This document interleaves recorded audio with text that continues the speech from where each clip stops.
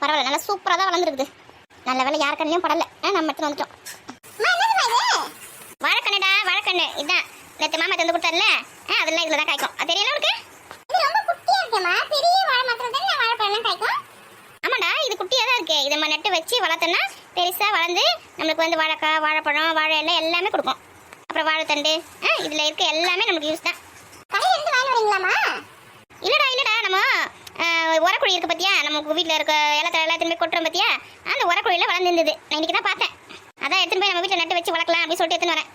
ஓஹோ, ஃப்ரீயாவே கிடைச்சிச்சா? ஆமா, ஃப்ரீயாவே கிடைச்சிச்சு. பெரியமா வீட்ல கூட வச்சிருக்காங்கம்மா இந்த மாதிரி வாழை செடி. நான் பார்த்தமா? ஆமா ஆமா, நம்ம வீட்லயே வச்சுனா பெருசா வளர்ந்து வாழைக்காய் நம்ம காய்ச்சி கொடுக்கும். வாழைப்பழம்லாம் இதுக்கு நான் தினமும் தண்ணி ஊத்தி வளர்க்கறேமா?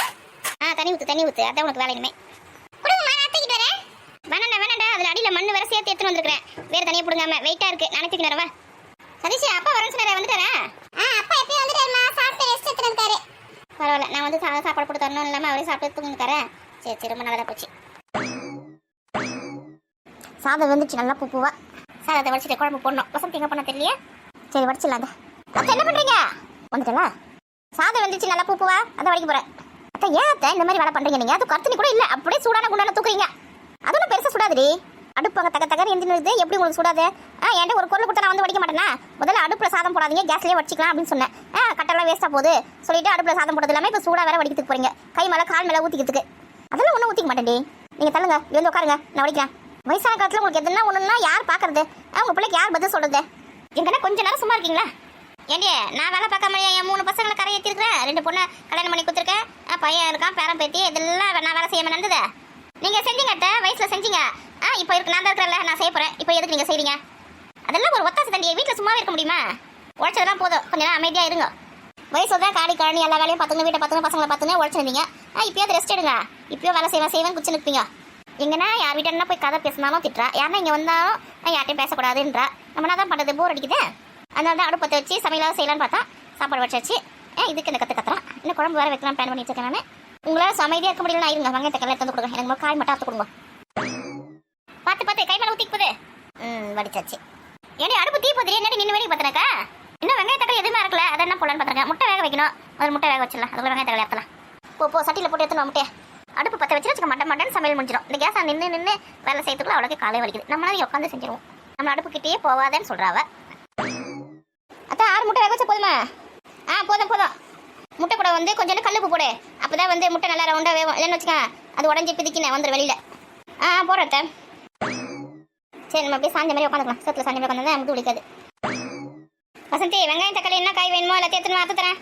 இங்கேயே உட்காந்துட்டீங்களா? ஈரத்துலையே உள்ள போய் உட்கார வேண்டியது. ஃபேன் கத்துல நீ ஃபேன் கத்துல உட்காந்து வெங்காயம் இருக்கும்போது கண்ணு ஏறிண்டியே. நான் இங்கேயே உட்காந்துக்கிறேன். இங்கே இருந்து அத்தை கொடுத்தா உனக்கு சமைக்க ஈஸியாக இருக்கும். அதெல்லாம் ஒன்றும் இல்லை, நீங்கள் உள்ளே வந்து உட்காந்து அறுத்து கொடுங்க. நேற்று வந்து செஞ்சுக்கிறேன். வேணாம் நான் இங்கேயே காத்தோட்டமே உட்காந்துக்கிறேன். அது வேறு ஃபேன் போட்டு கரண்ட் பில் வேறு எக்ஸ்ட்ரா வரும். எனக்கு கொஞ்சோண்டு சுக்கு காப்பி மட்டும் போட்டு எடுத்துன்னு வரேன். ஆமாம், நானே போட்டு தரேன்னு நினச்சேன். இந்த எடுத்துன்னு வரத்தை சுக்கு காப்பியில் வந்து கொஞ்சோண்டு பனை வெல்லம் போட்டுக்கோ. பனை வெல்லம் இருக்கா இல்லை வாங்கி வரணுமா? இருக்கத்த கொஞ்சம் இருக்குது. அதுக்கப்புறமா தான் நாளைக்கு நாளில் தான் அவர் வாங்க சொல்லணும். 2 நாளைக்கு வரும். சரி, நாளைக்கு மறக்காம அட சொல்லி அனுப்பு, வாங்கி தருவேன். இப்போ வர பனை வெள்ளத்தில் ஆல்ரெடி சுக்கு போட்டு தராங்கத்த. நம்ம வந்து தண்ணியில் போட்டு கொதிக்க வச்சு குடிச்சா மட்டும் போதும் போல. இல்லைன்னா அப்படி கூட சாப்பிட்டுக்கலாம், சளி கிளிக்கலாம். ரொம்ப நல்லது. இந்த இஞ்சி மரப்பெல்லாம் செய்வாங்க பாரு, அந்த மாதிரி பனை வெள்ளத்தில் இஞ்சி போட்டே வருது. ஆமாண்டி, நல்லா காரமாக இருக்குது. அது சாப்பிடல தொண்டை கரகரப்பு, இந்த சளி எல்லாமே சரியாயிடும் போல இருக்கு. உங்களுக்கு எப்படி தெரியும்? நேற்று பங்கஞ்சு வந்திருந்தேன் இங்கே, எத்தனை அந்த கையில் பர்பி மாதிரி 2 ஒன்று நான் ஒன்று சாப்பிட்டு அவ்வளோ காரண்டியம்மா. அவளுக்கு யாரோ கொடுத்தாங்களாம், அவ்வளோ காரம். அது வேற பனை ஓலை செஞ்ச பாக்ஸில் வருதான், அப்படியே விற்கிற கடையில். அதை தான் வாங்கினாங்களா, இவருக்கு எது கொடுத்தாங்களாம். எடுத்து வந்து என்ன கூட கொடுத்தா, வாயில் வச்சோன்னா போய் ஜிவ்விச்சு. ஆமாம், விட்ட சொல்லி அந்த மாதிரி பண்ண வேணாம் தான் சொல்லணும். தொண்டை கரகரப்பு இருக்கிற மாதிரி போட்டுங்களா, ஒரு வாயில் எடுத்து போட்டுங்கன்னா ஒரு மிட்டாய் மாதிரி சாப்பிட்டுடலாம்.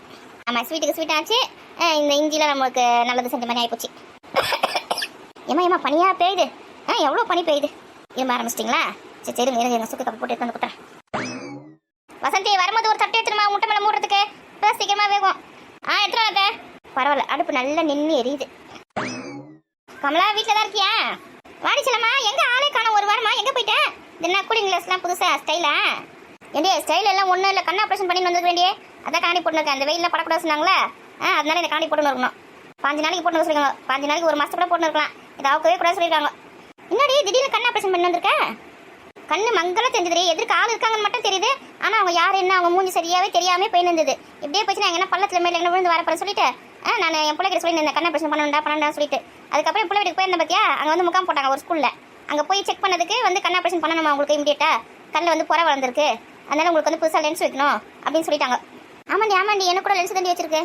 அதுக்கப்புறம் அவங்க வந்து ஆதார் கார்டு வச்சிருக்கேமா அப்படி கேட்டாங்க. நான் எப்பவுமே ஆதார் கார்டு வந்து மணி பஸ்லேயே வச்சிருப்பேன் இல்லையா, வச்சிருந்தேன். அவங்ககிட்ட காட்டினேன். சரிம்மா நாங்கள் வந்து 60 வயசுக்கு மேலே இருக்கிறவங்களுக்குலாம் ஃப்ரீயாகவே வந்து கண் ஆப்ரேஷன் பண்ணி விட்றோம், உங்களுக்கும் பண்ணுறோம், வாங்க இன்னைக்கு போயிட்டு நாளைக்கு எடுத்து வந்து விட்டுடுவோம் அப்படின்னு சொல்லிட்டு சொன்னாங்க.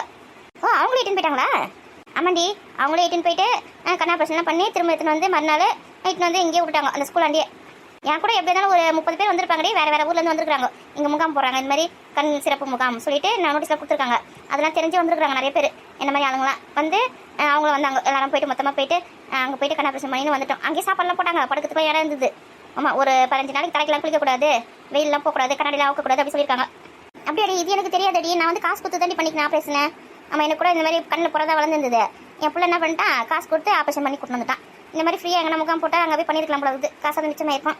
ஆமாடி வயசானவங்களுக்குலாம் வந்து 60 வயசுக்கு மேலே இருக்கவங்களுக்குலாம் ஃப்ரீயாகவே பண்ணுறாங்க. இது நிறைய பேருக்கு தெரிய மாட்டேது போல இருக்குது, எல்லாம் காசு கொடுத்து பண்ணிக்கிறாங்க, நல்லா தாண்டி பண்ணுறாங்க. சரி பக்கத்தில் அடுப்பு வேறு எரியுது, புகை வகை வந்து கண்ணில் படப்போது, வா நம்ம அந்த பக்கம் போயிடலாம். ஆமாம் புகைலாம் படப்படாது, வா. இவ்வளோ நேரம் அமைதியாக உட்காந்து வந்தாங்க. அவங்களுக்கு கெடுக்கிறதுக்குனே அவங்க ஃப்ரெண்டுங்களாம் எங்கே இருந்து தான் வருவாங்கன்னு தெரியல. எப்படி ஓடுதுன்னு பற்றியா ரெண்டும் சுக்கு காப்பி போட்டாங்க. கொச்சி எனக்கு எத்தனை நேரத்துக்குள்ளே ஓடி போயிட்டாங்களே. முட்டை வேறு நல்லா கொதிக்குது, தட்டு போட்டு மூடணும். எடு நாளைக்கு வேற நியூ இயர் நைட்டு 12 மணிக்கெல்லாம் ஸ்டாட்டஸ் வைக்கிற மாதிரி எதுனா ஒன்று சொல்லிடி வைக்கலாம் ஃபோனில். Wish you happy new year பாட்டுலாம் இருக்கு மாதிரி, அதில் எதாவது வச்சு கூட. ஏடி அது எனக்கு தெரியாதா? இப்போ ட்ரெண்டிங்கில் என்ன பாட்டு இருக்கு சொல்லு, அதை வைக்கலாம். ட்ரெண்டிங்கில் நியூ இயர் விஷ் தாங்க இருடி, பார்த்து தண்ணி சொல்லணும். அதை நானே பார்த்துக்க மாட்டேனே. காலையிலேருந்து யோசிச்சு எனக்கு மண்டையாக வலிக்குது. இந்த ஃபோன் தேய்ச்சி சார்ஜ் கல்யாணம் தான் மிச்சம். ஏய் பழைய பாட்டே சூப்பராக இருக்கும். இந்த கமலஹாசன் பாட்டு இருப்பார், wish you happy new year, அந்த பாட்டை வச்சு விடு, அது சூப்பராக தான் இருக்கும். இனி வருஷம் அதை தாண்டி வைக்கிறோம். இந்த வருஷமாவது புதுசாக வைக்கலான்னு பார்க்குறேன். அப்போ நீயே பாடி வச்சிரு. நான் பாடுறது என்னால் கேட்க முடியாது. என் ஃப்ரெண்டுங்களே என்ன கழுவி ஊற்றுறதுக்காடி புது வருஷம் பிறந்ததும் உன் குரலை கேட்கணுமா, கட்ட குரலை அப்படி சொல்லிட்டு கமெண்ட் பண்ணுவானுங்கடி. வரண்டி ஏன்டி உங்ககிட்ட ஒன்று சொல்லணும்னு இருந்தேன்டி. எவனோ எனக்கு வந்து நான் கமெண்ட் பண்ணினே இருக்கான், மெசேஜ் பண்ணினே இருக்கேன்டி. என்னடி மெசேஜ் வருது? ஹாய் நல்லா இருக்கீங்களா, என்ன பண்ணுறீங்க, இதெல்லாம் எனக்கு எவன் தெரியலடி. மெசேஜ் அனுப்பிச்சுனக்காண்டி. யார் நம்பரை பார்த்தா தெரியுமாடி, நம்ம கூட படிக்கிற பசங்களாக தான் இருப்பாங்க. எனக்கு மெசேஜ் பண்ணுற அளவுக்கு என் கிளாஸில் யாருமே தைரியமான ஆள் கிடையாது. ட்ரூ காலர் போட்டு செக் பண்ணிடி. ஆமாம் அந்த ஒரு விஷயம் இருக்குல்ல, இந்த செக் பண்ணுறேன். ஃபோனை கொஞ்ச நேரம் அப்படி நோண்ட முடியல. ஹாய் மெசேஜ் பண்ணியே உயிர் எடுக்கலாமா. 10வது குறைக்கு ஹாய் ராணி எப்படி இருக்க அப்படின்னு சொல்லிட்டு ரன் பண்ணி நான் ராணி அடி. அச்சோ ராணின்னு வருதா? எனக்கு தெரிஞ்சவன் என் வந்தால் தான் வேலை பார்த்துருக்கான். ஆனால் அது ஏன் நம்பருக்கு தானே மெசேஜ் வரணும், உன் நம்பருக்கு வருது. இருடி ட்ரூ காலில் போட்டுனக்கா. ஏண்டி அருண் ஆண்டி, யாருன்னா உனக்கு தெரிஞ்சவங்க அருண் இருக்காங்களா? என் கூட படிக்கிற பையன் பேர் யார் பேரும் அருண் இல்லையடி. அருண் தான் வருது. யாரா இருக்கும்? எவனா இருந்தா எனக்கு நான் ராணியா, எனக்கு எதுக்கு மெசேஜ் பண்ணுறாங்க? நீ தான் ராணி, உனக்கு பண்ண வேண்டியதுடி. வேற யாருன்னா தெரியாம பண்ணிட்டு இருப்பாங்க, விடு. ஐயோ காலையில் எழுத உடனே குட் மார்னிங் வருதுடி மெசேஜ். இதுவே அவனே ஓடி போயிடா நம்ம ரிப்ளை பண்ணக்கூடாது அப்படின்னு சொல்லிட்டு நானும் பார்த்தனக்க. போன படல 2 மாசமா இந்த கதை நந்தனுக்கு. ஏடி 2 மாசமாவா? இது ஏன் இத்தனை நாள் சொல்லல என்கிட்ட? நானே இவனை பார்த்துக்கலாம் அப்படின்னு சொல்லிட்டு நினச்சிருந்தேன்டி. அதனால தாங்க முடியலடி. சரி நம்ம வந்து அப்பா கிட்ட சொல்லலாமா? ஆமாம் அப்பா கிட்ட சொன்னாதான் சரியாக வரும். அந்த நாதாரி இது வரைக்கும் அவன் பேரை நான் கூட கேட்டிருக்கேன். உன் பேர் என்ன, நீ எங்கே இருக்க, அதெல்லாம் கேட்டிருக்கேன் நைஸா. அவன் சொல்லவே இல்லை தெரியுமா.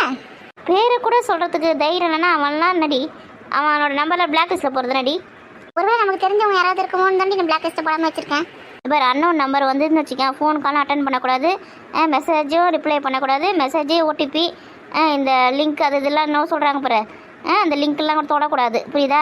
லிங்க்னு எதுவும் அனுப்பிச்சு நம்ம தொட்டு பார்க்குற மாதிரி இருந்துச்சுன்னா நல்லா அந்த திறந்து பார்க்கக்கூடாது. ஏன்னா ஓடிபி கேட்டால் கூட சொல்லவே கூடாது. அதெல்லாம் தெரியுமா தெரியாதா உனக்கு? அதெல்லாம் எனக்கு தெரியும்டி. சரி விடு, பயப்படாத. நம்ம வந்து அப்பா வரட்டும், அப்பா கிட்ட சொல்லலாம். அவன் பேரை சொல்லி ராணின்னு மெசேஜ் பண்ணியிருக்கான். எனக்கு ரொம்ப டவுட்டாக இருக்குது ஒருத்தன் மேலே. யாருடி அவன்? வேற யார், நம்ம மாமா பையன் இருக்கானே அருண், அவனாக இருக்குமோ ஒரு வேளை. ஆமாண்டி எனக்கு இப்போ தானே ஞாபகம் இல்லை. அவன் ஒருத்தர் இருக்கிறான்ல, அவன் மேலேயே தாண்டி இருக்கும். என்னோட சடங்குக்கு வரும்போது கூட குறுக்குறுன்னு பார்த்துன்னு இருந்தான். அவனா தாண்டி இருக்கும். இருடி அவனுக்கு ஃபோன் பண்ணுறேன். இருடி அவனே ஃபோன் பண்ணுவான், அமைதியாக இரு. அப்போ அப்பா கிட்ட சொல்ல வேணும்னு சொல்கிறியா நீ? கன்ஃபார்மாக அவன் தான் தெரியுமா உனக்கு?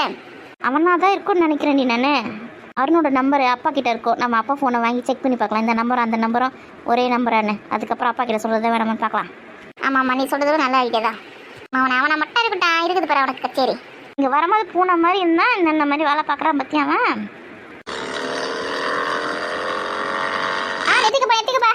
எங்க அவசரப்படாதீங்க, எங்க வண்டி நிப்பாட்ட வரமா நிப்பாட்டுறேன்.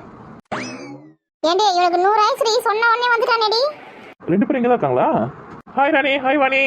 என்னமோ பேய் அந்த மாதிரி நிற்கிறாளுக்கு பாரு ரெண்டு பேரும். வாடி இந்த தூக்கம் வந்து வாங்கி படி.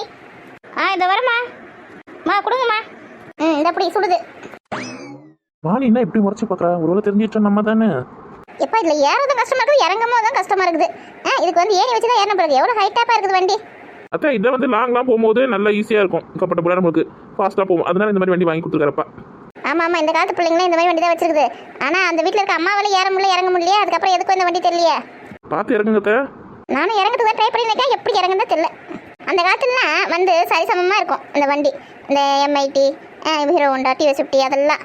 இது இப்போ வர வண்டிலாம் பார்த்தோன்னா பயமாக இருக்குது. ரேஸ் வண்டி மாதிரி இருக்குது, ஏற முடியல இறங்க முடியல. சீட்டு ஒரு தத்து நூண்டு இருக்குது, உட்கார முடியாமல் தொங்கின்னு வந்துருக்கேன் நானே. விலை மட்டும் அதிகமாக விலை வைக்கிறாங்க. இந்த சீட்டை கொஞ்சம் பெருசாக வைக்கக்கூடாது? இந்த அம்மா வேற எப்படி பேசுகிறாங்க பேர்.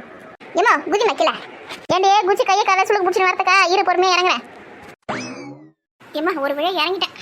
அருணா வண்டி அந்த ஓரமாக விட்டுட்டு வாப்பா. அத்தை இருக்கட்டும் அத்தை, டைம் ஆயிடுச்சு. அப்பா வேற தேடுவார் என்ன காணோம் சொல்லிட்டு. நான் கிளம்புறேன். இருக்கட்டும் அதெல்லாம் அப்பா கிட்ட நான் ஃபோன் பண்ணி சொல்லிக்கிறேன். வந்து ஒரு டம்ளர் காப்பி குடிச்சிட்டு போ. பஜ்ஜி கிஜி ஏதாவது சூடாக செஞ்சு தரேன், வாழைக்காய் கூட இருக்குது. ஆமாம் மாப்பிள்ளை வந்திருக்காரு பொண்ணு பார்க்கறதுக்கு. இந்த அம்மா பஜ்ஜி காஃபி எல்லாம் ரெடி பண்ணி தருவாங்க. இல்லை அத்தை பரவாயில்ல இருக்கட்டும். இந்த சோடா புட்டி வேற நம்ம மறைச்சு பார்க்குது. இந்த ஊரில் மிளகாத்தூள் அரைக்கிற மிஷின் லீவு, ஒரு வாரம் மொத்தம் தரப்பாங்களா. அதனால போய் சந்தையான போய் அரைச்சின்னு வரலாம் சொல்லிட்டு போனேன். நம்ம ஊர் பஸ்ஸுக்காக வெயிட் பண்ணி 1 மணி நேரமாக நின்று இருக்கேன். பஸ்ஸே வரல. நீ மட்டும் வரலன்னு வச்சுக்க, நடந்தே தான் வந்துருக்கணும். ஏன் அத்தை எனக்கு ஒரு ஃபோன் பண்ணால் நான் வந்து உங்களுக்கு கூட்டு வந்து விட போகிறேன். நீங்கள் ஏன் நடந்து வரீங்க? அத்தை மேலே எவ்வளோ பாசம் பார்த்தியா? அத்தை மேலே பாசம் இல்லை, ராணி மேலே பாசம். இந்த நாய் ராணி நினச்சி எனக்கு மெசேஜ் பண்ணின்னு இருக்கு. இந்த நாய்க்கு ஒரு நம்பர் கூட தெரியல போல. எப்பா உன் நம்பர் எனக்கு தெரியாதப்பா. ஏன் ராணிக்கு தெரியுமே. நம்மளை பொத்து விட்றானேவன். ஆஹா எனக்குலாம் தெரியாது நம்பர்லாம். ஆமாம் பசங்களுக்கு யாருக்கும் உன் நம்பர் தெரியாது. உங்கள் மாமாக்கு தான் தெரியும். அவர்கிட்ட தான் கேட்டேன் நான் என்ன ஃபோனில் சேவ் பண்ணி வைக்கணும். சரி வா காஃபி குடிச்சிட்டு போடியா. இருக்கட்டும் அத்தை, என்ன நடக்க அப்பா தேடுவாரு. வரட்டுங்களா? எங்கன்னா காஃபி குடி சுட்டு கூப்பிட வரேன்னா பார்த்தியா. சரி போயிட்டு வாப்பா, எது வேலை முக்கியமான வேலை போயிட்டு வர வாணி, வர நானி.